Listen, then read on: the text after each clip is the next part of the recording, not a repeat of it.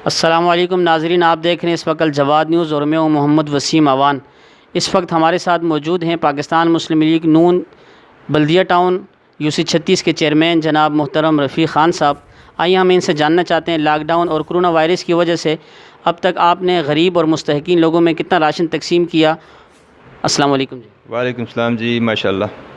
अब तक ऐसा है कि हमने राशन जो अल्लाह की तरफ से था वो तो दिया है, लेकिन ये है कि उसका बताना नामुमकिन सी बात है कि हम गिनती क्या करें। अल्लाह से जो बात की हुई उसकी गिनती कोई नहीं है, लेकिन अपनी तरफ से कोशिश हमने बड़ी की है। कुछ लोगों ने तावन भी किया हमारे साथ, उस तावन को भी गिनती में नहीं लाते, लेकिन वो अल्लाह के और हमारे दरमियान है इंशाअल्लाह।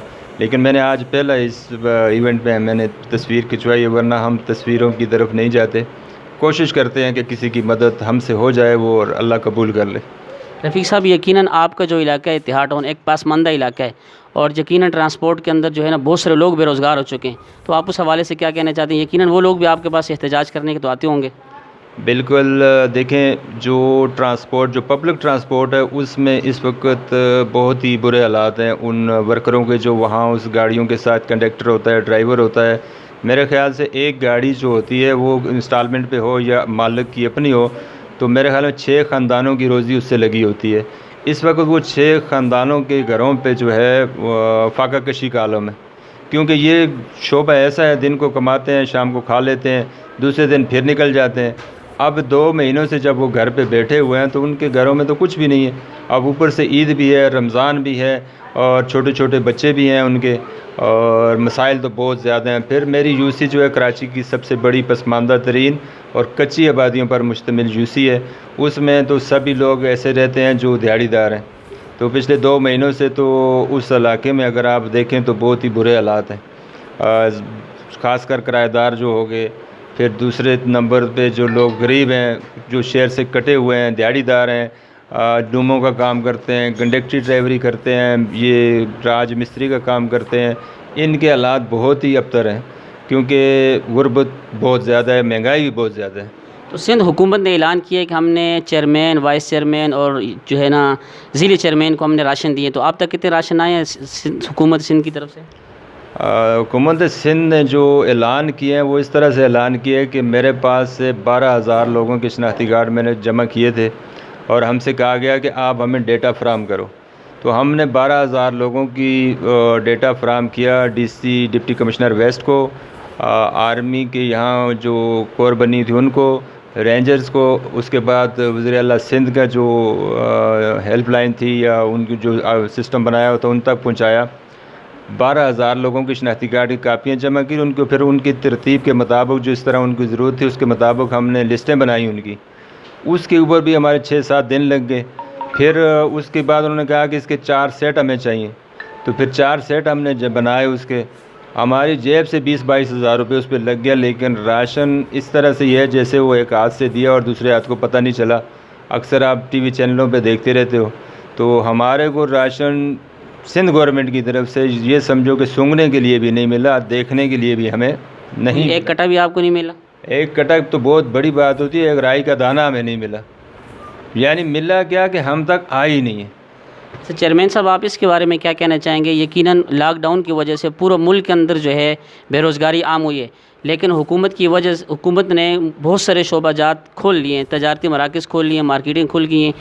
तो उसके साथ साथ एक सबसे मज़लूम तबका जो प्राइवेट स्कूल्स हैं वो बंद पड़े हैं और वज़ीर तालीम साहब ये कह रहे हैं कि अगर 5 साल भी हमें बंद करना पड़े तो हम इन्हें बंद करेंगे। आप इस हवाले से क्या कहना चाहेंगे? देखिए, वज़ीर तालीम जो है हमारे, उनका तो मंशूर ये है कि जब लोग पढ़ लिख जाएंगे तो फिर इनको वोट कहाँ से देंगे। जो इनका वो जो अंदरून सिंध हालात हैं उन हालात को आप देख लो। वहाँ वो अपने मकसद है वहाँ पे जहाँ पे गधा पानी पीता है, कुत्ता पानी पीता है, जानवर बल्कि जहाँ पानी पीते हैं वहाँ इंसान भी उसी जोड़ से पानी पीते हैं। तो ये तो सूरत हाल है। अगर पढ़ लिख जाएंगे तो ज़ाहिर है वो सामने खड़े हो जाएंगे, वो अपना हक़ मांगेंगे, तो इनको हक़ मांगने वाले लोग बुरे लगते हैं। अगर मैं और आप भी उनके ख़िलाफ़ यहाँ बात कर रहे हैं कुछ, तो वो हम भी बुरे लगते हैं, क्योंकि उनको ऐसे बंदे चाहिए खड़ा हो जाओ और सेट डाउन स्टैंड वाली बात है उनकी, तो जिस तरह मामलात चलते हैं। बाकी आपने स्कूल की बात की, तो ज़ाहिर है स्कूल पहला बुनियादी काम है, इसको खुलना चाहिए। इसके अंदर अगर वो सोशल डिस्टेंस की बात कर रहे हैं वो होनी तो नहीं चाहिए मेरे ख़्याल से। जिस आबादी में मैं रहता हूँ कितने लोगों को कोरोना हो गया, ख़त्म भी हो गया, ठीक भी हो गया, उनके टेस्ट नहीं हुए। लेकिन ये पता नहीं क्या इन्होंने वबा बनाई हुई है, ये अपनी कौम को आगे ले जाने की बजाय पीछे लेके जा रहे हैं, बड़ा जुल्म कर रहे हैं। ये हमारे आबादियों में पहले ही बुरे हालात हैं, ऊपर से बच्चे जो हैं ये जो थोड़ा बहुत उनको पढ़ना लिखना सिखाया हुआ था वो भी भूल गए इन 2-4-6 महीनों में। अगर प्राइवेट स्कूल वाले अपना हक़ लेने के लिए आइनी और कानूनी तरीके से जमहूरी हक़ रखते हुए एहतजाज के लिए रोड पर आते हैं तो आप उनका साथ देंगे? मैं उनके आगे आगे रहूँगा इंशाअल्लाह। हम तो कहते हैं, जिस तरह हम तो कहते हैं पब्लिक ट्रांसपोर्ट आपने सब कुछ खोल दिया, मार्केटें खोल दी, वो जो मार्केटों तक लोगों को पहुँचाने का ज़रिया वो आपने बंद रखा हुआ है। आज ईद का सीज़न था, वो उनके बच्चों के चूल्हे जो हैं गर्म हो जाते, वो आपने बिल्कुल पब्लिक ट्रांसपोर्ट को बंद रखा हुआ है। आपने स्कूल बंद कर दिए। फिर मुझे बताओ, आप जगह जगह जाओ, आपका है कहाँ लॉकडाउन? ऐसे तो नाम है, जगह जगह जाओ, सब कुछ खुला हुआ है, सिर्फ पुलिस वालों के लिए दिखावे के लिए खड़े किए हो, कुछ भी नहीं है, लॉकडाउन वाली बात ही नहीं है। ये तो वो लोगों को बेरोज़गार करने की एक साजिश है। मैं समझता हूँ जो 1 करोड़ नौकरियों की बात कर रहे थे, ये 10 करोड़ लोगों को घर पे बैठा के उन्होंने वो कसर निकाल दी। नाजरीन, आप देख रहे हैं इस वक्त हमारे साथ मौजूद हैं यूसी 36 पाकिस्तान मुस्लिम लीग नून के चेयरमैन जनाब रफ़ीक ख़ान साहब। इनका ये कहना था यकीनन इत्तेहाद टाउन कराची की सबसे पासमानदा इलाका है और सबसे पासमानदा यूसी है, और यकीनन इनकी हिम्मत को भी सलाम है, और यकीनन रोज़ाना के हिसाब से लोग इनके ऑफिस में आकर एहतजाज करते हैं, लेकिन उस एहतजाज के बावजूद ये अपनी जगह खड़े हैं और आवाम की खिदमत कर रहे हैं और आवाम इनके अंदर मौजूद हैं।